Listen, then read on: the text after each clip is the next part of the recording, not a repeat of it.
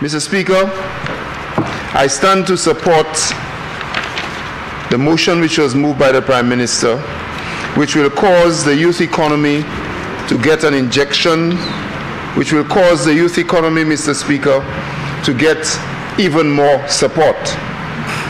While, Mr. Speaker, my presentation will not be very long, I could not resist the temptation to say something about this very powerful project, this very powerful idea by the Prime Minister to focus on the youth, to focus on what is called a youth economy as a special area of investment, as a special opportunity for young people to develop their talents and to develop their skills.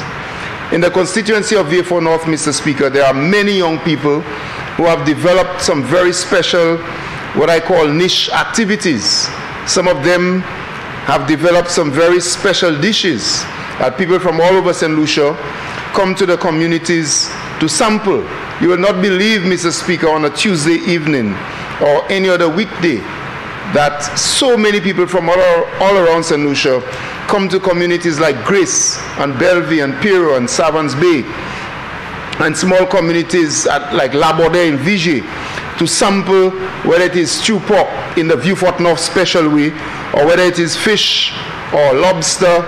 And I'm learning every day, Mr. Speaker, of young people who are developing special packages. There's a young lady I met not too long ago, Miss Dalsu, who's developing a special niche activity in seafood, Mr. Speaker.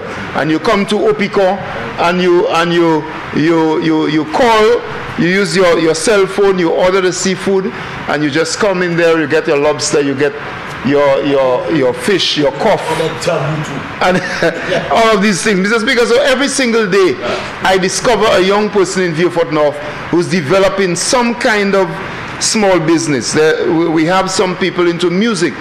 We have people like Clint Mitchell, Mr. Speaker, with their studio, and we have Miss Kuman and many others, Kenya, and so many of these individuals who have their small businesses. And you know what, Mr. Speaker? A number of them have applied to the youth economy, and I can tell you that several young people from Vieux-Fort North have actually benefited from loans and grants from the Youth Economy Agency. And it is causing their friends and the other people in the community to realize that this government certainly is giving them an opportunity to develop their talents, to develop their skills. There are a number of young people in my constituency, in the constituency of Vieux-Fort North, who have cultural skills, writing skills. We have Miss O'Brien, who represented the Caribbean in France not too long ago at a poetry festival, and she has written her own book, Mr. Speaker, her own booklet. And there are so many of them who are trying to access the Youth Economy Agency. Some of them have succeeded, and they're excited about this project. So when I see even more funds being pumped into the Youth Economy Agency and the Youth Economy Project, of course with transparency, I am very happy, Mr. Speaker. And I know again that this government is demonstrating that we are different. We are very different. We do not believe only in massive investments, although we need those massive investments, whether it be from hoteliers, whether it be from land developers, real estate, and so on. All of these are very important. But at the same time, we know that there are young people who have special talents. And these special talents, if only you give them an opportunity, if only you give the young people a little help, sometimes $1,000, sometimes $2,000, $3,000, and these young people can use this opportunity and really blossom into something much bigger. At this time, Mr. Speaker, I also wish to recognize the contributions of Export St. Lucia. And Export St. Lucia has connected to a number of individuals in the Vieux-Fort North area, the farmers, the CMOS farmers, and so on.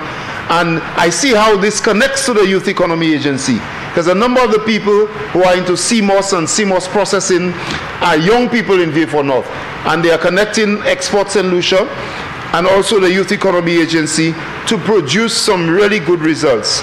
So I support this, Mr. Speaker, and I simply want to encourage the young people all over St. Lucia to go to the Youth Economy Agency Go out there, look for an opportunity, and you will get the assistance, you will get help to move your project and your project idea forward.